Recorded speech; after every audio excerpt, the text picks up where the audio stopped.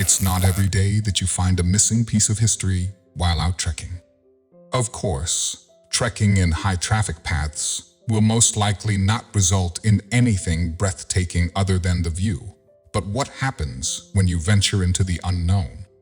For one man, a restaurateur named David Tallichet, finding a piece of aviation history was exactly what happened to him while walking through the jungles of Papua New Guinea. What was his finding that baffled aviation nuts back at home? David Tallichet is known for a lot of things, but perhaps he's most famous for being the father of themed restaurants. Granted, he wasn't the first person to create such an establishment, but he successfully set a trend that many future restaurateurs would follow suit. His first restaurant was a Polynesian-themed place set in California.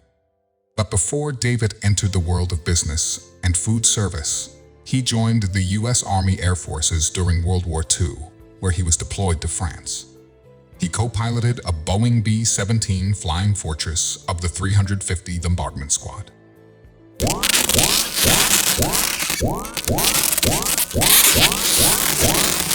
Before we continue, make sure to subscribe, hit the like button, and click the notification bell for more amazing stories. He flew more than 20 air missions during his military career. In 1955, while still active in the military, he was tasked with managing the Lafayette Hotel in Long Beach, which hosted the Miss Universe beauty pageant that year.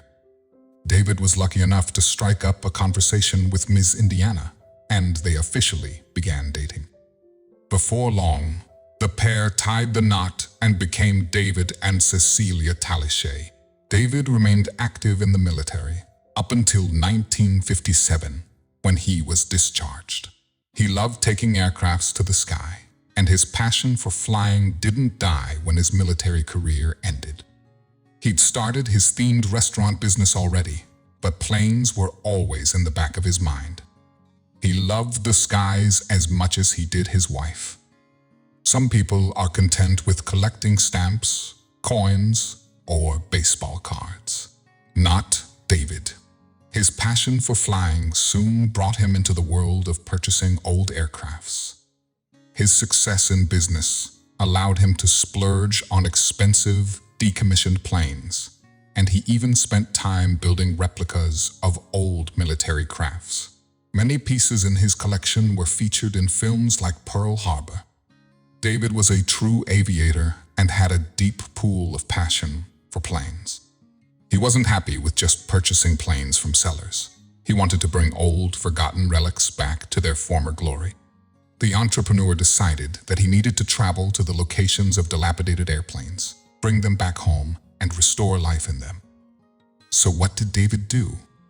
He knew that traveling through frequently visited hiking paths would not produce his objects of passion. Instead, he decided to book a ticket to the mosquito-infested, underdeveloped lands of Papua New Guinea. Crazy? Indeed. But then again, most geniuses are known to be a bit out of their minds. David was crazy, but not insane. He brought a team of travelers with him to accompany him on his quest to find broken-down planes in the middle of nowhere. Along with the other team members, David made the journey into the wild jungles of Papua New Guinea, into the homes of poisonous snakes and plants. David, as a former member of the military, was equipped with the survival skills needed to make it through the hike.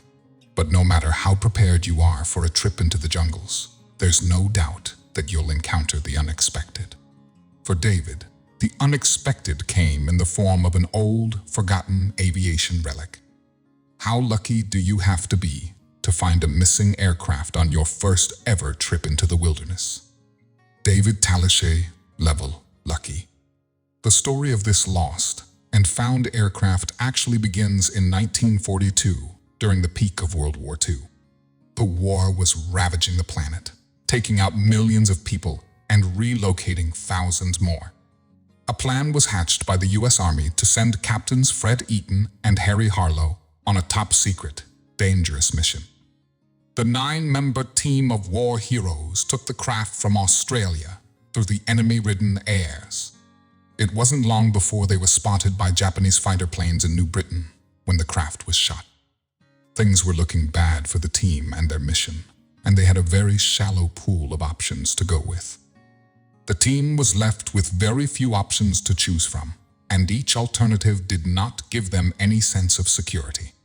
Unfortunately, time was against them as their plane was going down regardless, so they decided to nosedive into the jungles of Papua New Guinea. They knew that these jungles were not friendly to them, and any inhabitants, human or otherwise, would not treat them well. The plane was totaled after nosediving into the jungle, but thankfully all of the crew was still alive. However, there was no time to celebrate this victory as they were physically weakened by the crash, had a finite amount of resources at their disposal, and were not familiar with the land.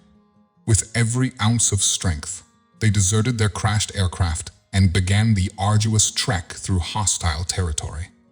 The crew of 9 members left the craft and continued by foot to complete their mission. For the rest of the war, the pilots had performed admirably considering what happened to them, but unfortunately, the mission was not a success. As for the crashed plane, it was left to deteriorate in the middle of the jungle. There was no way to bring these people back after the crash, let alone search and rescue the destroyed plane. After the war, nobody knew the whereabouts of the missing craft. The only thing the military understood was that it crash-landed in Papua New Guinea, but the coordinates were unknown. This was the only intact, unretired B-17E bomber, and nobody knew where it was. But David's arrival at the crash site changed everything. David knew that bringing the dilapidated aircraft back home would be one of his biggest challenges. After reaching the crash site, the plane lay abandoned for nearly an entire year before he returned with the proper gear to tie it up and bring it back to the States. However, as anyone could have predicted, this was a lot easier said than done. David and his crew spent months disassembling the B-17E bomber, and they airlifted each piece to a waiting boat by helicopter. David already knew that tearing the plane apart would be difficult, but he hadn't foreseen the problems of airlifting each piece and how much longer he'd have to stay to monitor the process. After taking one of the wings off, they strung it up to the helicopter and prepared for the trip back to the awaiting boat. But disaster strikes at the most inconvenient times. The ropes were not tightened well enough, and as the helicopter was transporting the wing, the ropes snapped and the wing fell. This, of course, meant spending several more hours bringing the wing back to open ground and retying it to the chopper. Finally, after several weeks of hard work, David's crew had successfully transported every piece of the Swamp Ghost. The plane was rebuilt and officially retired. The Swamp Ghost had finally been put to rest after spending decades in the middle of the jungle with nothing but snakes and mosquitoes for company. At long last, the missing aircraft was returned to the States where it was retired. In 2007, David Tallichet, loving husband, successful entrepreneur, and a pilot for all of his adult life, had passed away. He may be gone, but his contribution to the U.S. Army and to the world will never be forgotten. Binding bonds through beautiful tales. Thank you for watching.